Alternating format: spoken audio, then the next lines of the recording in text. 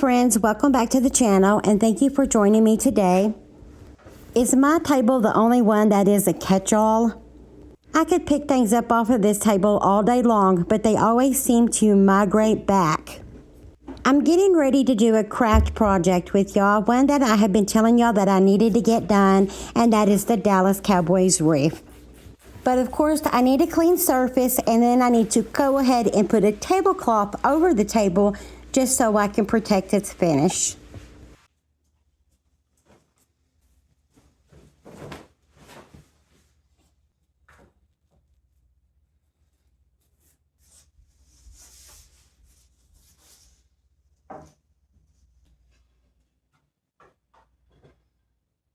Good morning, y'all. I just got through getting everything ready to put together the Dallas Cowboy Wreaths. I've already got 2 of them done, and I need to go ahead and finish the other one so that way Brandon can take them to his sisters the next time that he does see them. If you are new here, welcome, and if you're returning, I thank you so much. I do like to do fashion hauls and product reviews, and you can also follow along on my health journey and vlog type material. But every now and then, I do like to throw some crafty stuff in there because I'm just kind of a crafty kind of gal. So today the agenda is to get these wreaths ready to go. So let's get started. Okay, like I said earlier, I am working on Dallas Cowboy Wreaths for Brandon's sisters. I do want to make him one eventually. So I think my next one is going to be for Brandon. So the colors of our mesh that we're going to be using is silver and the blue colors. These are the ones that I picked up from TEMU.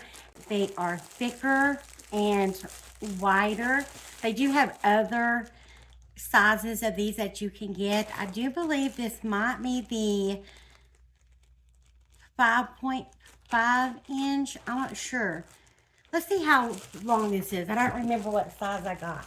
Okay, this is more like 6.5 inches. Okay. So that's what we're going to be working with on this wreath. Everything that I got for the wreaths, I did get off of TEMU.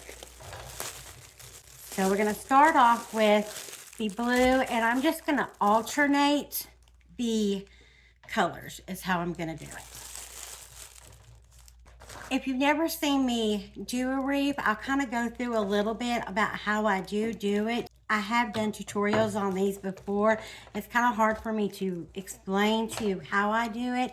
There are different ways that other people do them, I have noticed, and I've noticed some that I think might be even easier than how I do it. So I start off with, and I make me a loop as big as, however big I want to, and I stick it through one of the openings of the ring form.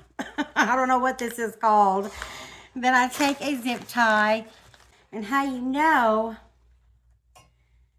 you want to get it on the flat side where you're going to put the end of the thing, you want to put it in on the flat side. And you just tighten it up. And you know you got it on the right side when you hear that click. And I cut the excess off. Then I'm going to alternate going in and out. So since I went in on the first hoop, the next loop I'm going to take in on the next hole, the next part of it. So just alternate like that. And I don't always put a cable tie. I don't always put a table tie after each loop. I used to do that, but I've gotten a little bit better now. So I usually do it on the first loop and the last loop that I do. And I just alternate. Like I said, I put this loop in the next one, and then I'm going to go back and put the next loop into the other one. And don't worry if it's messing up or anything like that. You can straighten it up once you get done. And I hold it tight. Whoops. I hold it tight with one hand. I'm going to cut this excess off right here because it is really in the way. There. Get it out of my way. There. And I just keep alternating back and forth. Bottom section. And then the top section.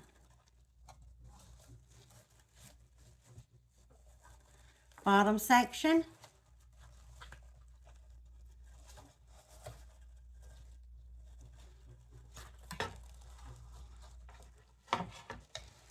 And then the top section.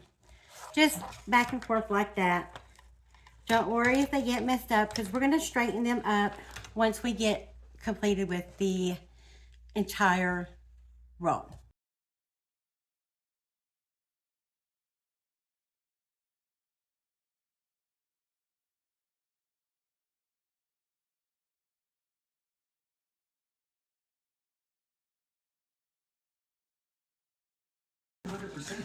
Okay, it also helps me to stand up to make the loops inside here. So sometimes I will stand up. So I'm on my last loop. I'm going to take my zip tie, cable tie, whatever. I'm going to take it through and I'm going to secure it.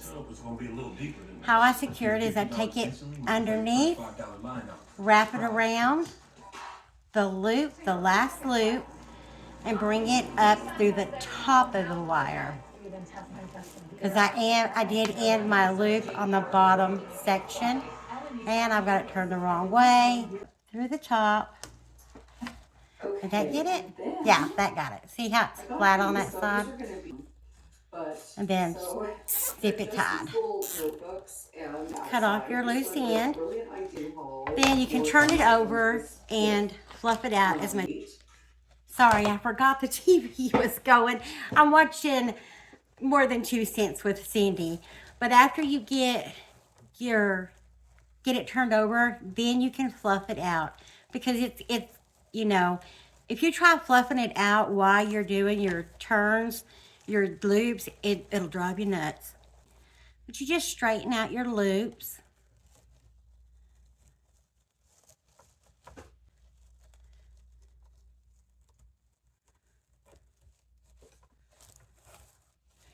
We tried to get these done before Christmas, and we just ran completely out of time.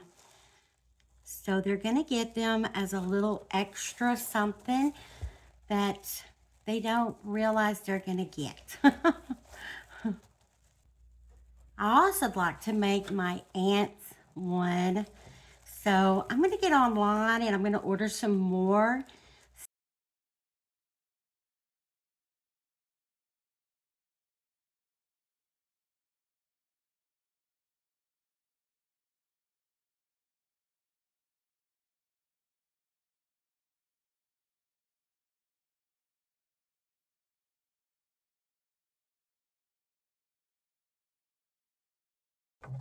Okay, and there you go, and I'm going to flip it back over, and then I'm going to start on a silver mesh, and then I'm just going to keep going until I get the rest of it done. And here we are now that all the mesh is applied to the wreath. I found these LED football lights that I'm going to be putting on the wreath. I did go ahead and put some batteries in the battery pack to make sure that the lights do work before applying them to the wreath. Now I'm going to put the battery pack through the center of the wreath so that I can secure it to the back of the wreath. And then turn the wreath over to the back side. Here I want to make sure the on-off switch is on the bottom and the opening to the batteries is on the top. And then I'm going to secure it with hot glue to the wire portion of the wreath and to the mesh portion of the wreath. Firm firmly holding it down until it is completely dried. These are the hot glue sticks that I do use. They are really good for extreme weather conditions.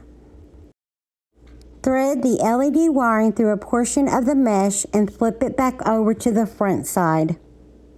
Prior to hot gluing the footballs to the mesh, you want to be sure and check where you want to place them. And using a bit of hot glue directly on the light itself, you want to place the footballs where you want them. And hold them down until they are dry, being careful not to burn your fingers.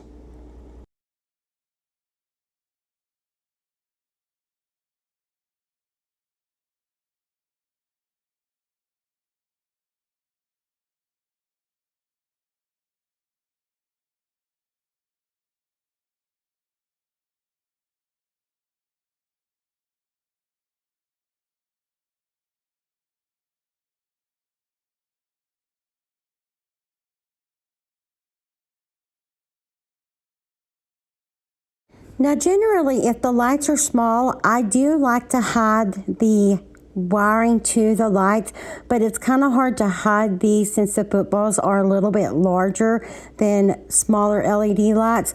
So with the spots where there is blue mesh, I'm just taking this permanent marker that is blue and coloring that wire portion of it to kind of camouflage it in. Next, I have these blue and white bows that have like a little bread tie attached to the back of them. I'm going to weave that bread tie in through part of the mesh and then secure it to the inside of it. I'm going to alternate the blue and white, the blue going on the silver mesh and the white going on the white mesh. So this wreath is all custom. You can make it into any of your football team colors. The only thing that's left to do is to secure the sign.